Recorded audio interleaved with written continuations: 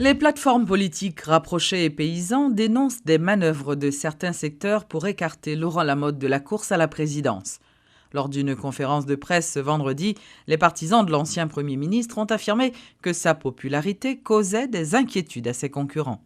En attendant une décision favorable du CEP par rapport aux contestations formulées, les plateformes politiques rapprochées et paysans entendent demeurer vigilantes. Moi, je connais l'État, son l'État qui fait la donne, il y a quelques irrégularités. Ça me dit les irrégularités. Par exemple, il y a un hélicoptère pour l'exécutif. Il a dû renouveler le contrat FIMSA qui vient permettre que FIM non, tu as un petit problème au niveau du supérieur des comptes. Pour faire papier, on est ici, on va faire papier. Maintenant, c'est à ça qu'on a condamné si l'irrégularité par rapport au contrat est fait qui pas fait. Et PM Lamotte n'a pas rien à revoir avec l'irrégularité ça. Plutôt c'est le système non, qui c'est un problème.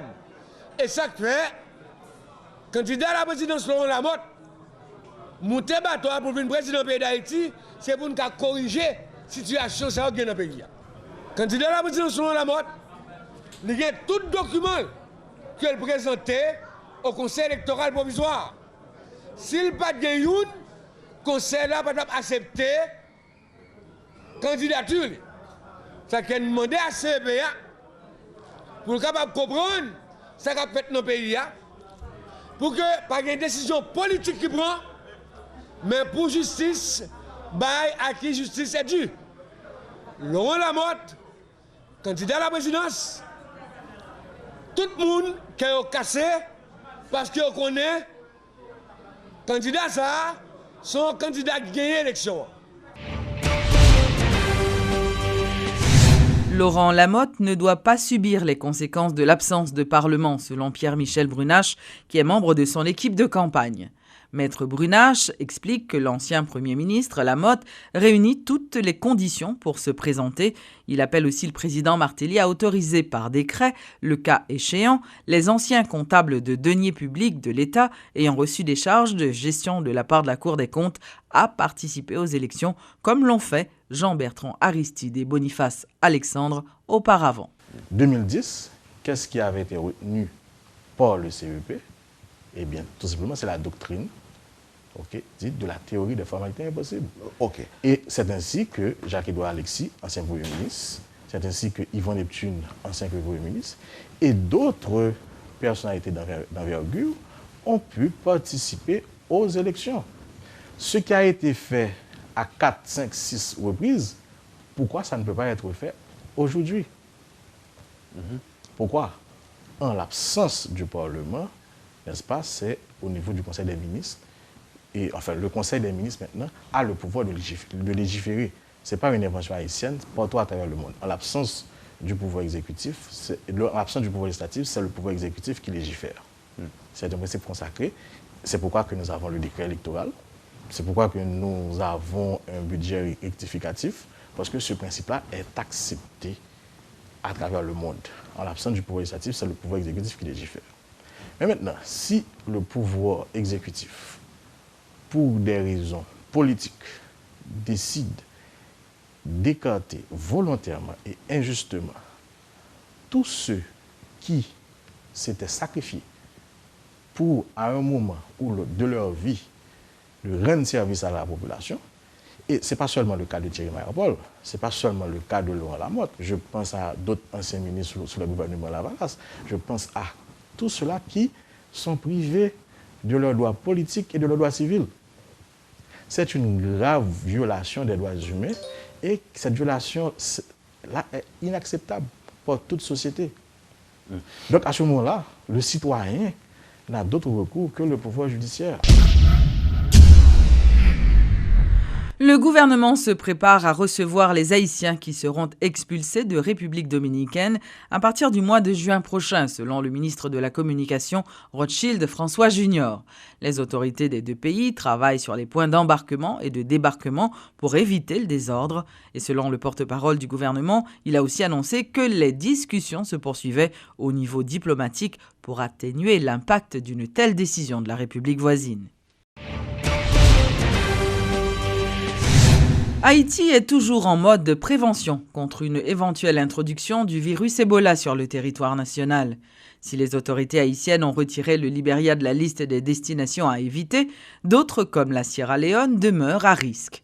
Par ailleurs, le ministère de la Santé est en état d'alerte suite à l'apparition d'un virus semblable à celui du chikungunya découvert au Brésil et qui serait également présent en Jamaïque. Florence Duperval-Guillaume invite donc les citoyens à renforcer les mécanismes de lutte contre les moustiques à Aedes. Il faut que nous continuions à veiller parce que il y a un autre virus, semble-t-il, qui cause par même moustique ça et qui relève Zik5. Yo baltino Ziki, c'est même mais c'est Zik5 Maintenant, comme son virus qui fait paraître, qui sont en Ouganda et puis qu'on y a que rejoint au Brésil, que yo dit qu'il y a 2 cas suspects Jamaïque, étant donné que c'est dans la même région avec, donc moi dis nous consigne l'appui à tomber, pas quitter de l'eau dormie, à Ebola nous, moins quoi dans boulet, pose orange avec eucalyptus ça, dégager nous fait que nous connaît mettre Jean-Jacques pour nous essayer chasser moustiques. Pour ne pas quitter Maringouin, piquer particulièrement, à aider ça songer, c'est la journée. Nous pas connaît jusqu'à présent de tout ça nous pas connaît est-ce que monde qui te fait chikungunya, kakunya, Zik 5 là, est-ce que le pas tout immunisé? Est-ce que il pas tout protégé? Yo beaucoup parler de ça du tout.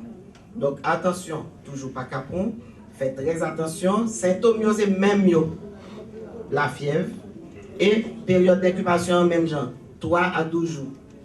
La fièvre, douleur aux os, inflammation et articulation, conjonctivite. Heureusement, il y a beaucoup de gens qui mourent là-dedans. Tout le monde traverse, même Jean Chikungunya. Nous prenons un petit peu acétaminophène, nous traversons. Mais, encore une fois, si jamais nous avons des symptômes et que nous avons duré, c'est capable de Chikungunya. Donc faites très attention. Le ministre de la Communication annonce la reprise la semaine prochaine de la livraison des passeports. Rothschild François Junior, qui intervenait ce vendredi à la tribune de la primature, a indiqué que 60 000 livrets viennent d'être importés dans le pays par le service de l'émigration et de l'immigration qui va travailler pendant le week-end pour livrer 35 000 passeports en attente. Donc nous connaissons que ça, c'est une nouvelle que le monde tape en pile question de passeport là, en pile monde qui est déposé, fait dépôt au niveau du service de l'immigration, mais jusqu'à présent, on pas capable de passeport, mais selon le ministre, donc il va me garantir qu'à partir de semaine qui vient là, monde qui te fait demande de passeport capable de commencer jeune passeport au niveau du service de l'immigration. Et d'ailleurs, une nouvelle commande qui est déjà placée, un nouvel arrivage qui est supposé arriver mois prochain en Haïti pour être capable de sortir de problèmes passeport ça en Haïti. Donc probablement encore une fois la nouvelle c'est que 60 000 livrets qui sont entrés et il a commencé à distribuer passeport à partir de semaine prochaine et employer service immigration à travailler tout week-end pour être capable de faire aboutir le processus là. Et puis, toutes les dispositions sont prises pour faire face à la prochaine saison cyclonique, a annoncé ce vendredi le ministre de la Communication à la primature. Rothschild François Junior a précisé que le secrétariat permanent de gestion des risques et désastres avait déjà mobilisé le matériel nécessaire pour faire face à toute éventualité. Par ailleurs, le ministre a ajouté qu'une grande simulation est prévue prochainement pour analyser les capacités de réaction des autorités en cas de catastrophe naturelle. Il y a des opérations de prépositionnement, on commence à mettre des matériels, des intrants qui a besoin si tu as un cyclone dans certaines zones ciblées. Donc, le travail ça a commencé à faire au niveau du secrétariat. Et puis, je vais annoncer que il y a une grande opération de simulation, donc catastrophe majeure que nous allons réaliser dans la première semaine mois de juin. Donc, nous allons faire simulation simulation de catastrophe majeure pour qui capacité de réponse autorité par rapport à ça. Donc 3 semaines après, nous avons l'autre que nous allons faire à l'échelle nationale. Donc tout ça coordonné par le ministère de l'Intérieur et des collectivités territoriales. Donc nous pas dormir, nous travaillons très sérieusement pour préparer gestion saison cyclonique qui a démarré le 1er juin cap là. Donc au niveau du secrétariat, au niveau du gouvernement, nous mobiliser sur question. Il faut dire aussi que la ministre de la Santé a lancé un appel à la vigilance face au choléra à l'approche de la saison cyclonique. Florence Duperval-Guillaume, qui rencontrait la presse ce vendredi, a insisté sur la nécessité de continuer d'appliquer des consignes d'hygiène strictes pour éviter une résurgence de cette maladie qui est toujours présente en Haïti. Continuer à laver fruits, laver légumes, manger qui bien cuite. Et le nap lavé, s'il vous plaît, lavez-vous à l'eau. Pas prendre mango, c'est l'époque mango, moi, puis mango, pas prendre mango, et puis non, exsuyer mango à nous, et puis nous coller dedans.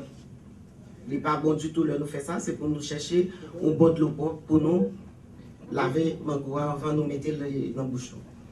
Moi, monde qui a utilisé comme si tuyau qui pétait. Dans rigole, et puis, il y a un bon de l'eau à venir, vous comprenez, c'est de l'eau propre, il y a chaud, il y a gras, il y a lavé figure.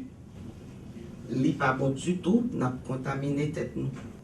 Donc, il est vraiment important pour sensibilisation reprendre, pour nous comprendre que élection, oui, mais saison pluvieuse à privé, c'est pour vraiment une veiller l'autre, pour respecter mesures que nous toujours pareil nous-mêmes dans la santé publique, pratiques que nous toujours dit pour la population adopter pour éviter que nous malades pendant que nous sommes en période électorale de turbulence. Clôture ce jeudi de la 58e réunion de la Commission des Amériques qui s'était tenue en Haïti autour du thème « La multidestination pour une intégration régionale ». À la fin de ces assises, qui ont duré 3 jours, les 22 pays présents ont signé une déclaration conjointe dans laquelle ils se sont engagés à travailler pour le développement durable et efficace de leur secteur touristique. La connexion maritime, terrestre et aérienne, les problèmes de visa, le développement des infrastructures du secteur touristique, tels sont les principaux points abordés dans le cadre de cette 58e réunion statutaire de la Commission des Amériques. Durant 3 jours, les différents ministres du tourisme de la région ont discuté et échangé des idées sur la nécessité pour les pays présents d'améliorer les services offerts. En effet, ces assises ont été marquées par la signature d'une déclaration conjointe dans laquelle les participants se sont engagés à travailler pour le développement durable et efficace de leur secteur touristique. Stéphanie Balmian-Vildroin est la ministre haïtienne du tourisme. Que cette déclaration est adoptée par tous les pays membres de l'Amérique et de la CAM, ça nous permet de créer cette plateforme, ce cadre légal pouvant commencer à discuter. Parce qu'effectivement, ce n'est pas seulement du ressort du ministère du Tourisme, mais du ressort aussi du ministère de Transport, parfois du ministère des Travaux publics dans notre cas, de l'Institut qui gère l'aviation, pour pouvoir ensemble trouver des solutions alternatives, des solutions innovatrices pour pouvoir interconnecter les régions. Haïti, pays hôte, a beaucoup appris de cette 58e réunion de la CAM et a profité de l'expérience des autres pays ainsi que de l'élan de croissance du secteur tout en s'offrant des possibilités de développement durable à travers le tourisme. Se félicitant de la réussite de ces assises, Stéphanie Balmian-Vildroin s'attend déjà à des retombées positives. C'est montrer encore au monde entier que oui, Haïti est sur sa belle voie de développement. Nous avons reçu près de 70 personnes dans la délégation qui aujourd'hui, grâce à l'investissement d'un secteur privé haïtien, on a pu les héberger tous dans un seul hôtel. Un message qui a été compris par les représentants des pays présents. Satisfaits de leur séjour, ils se préparent à repartir avec une idée différente d'Haïti. Rappelons que grâce au support de l'Organisation mondiale du tourisme, le pays est désormais reconnu comme destination touristique internationale. Dans le même sens, la ministre du Tourisme veut aller plus loin en annonçant le lancement prochain d'une campagne de sensibilisation sur le tourisme en vue de poursuivre les efforts visant à projeter une autre image d'Haïti à l'extérieur.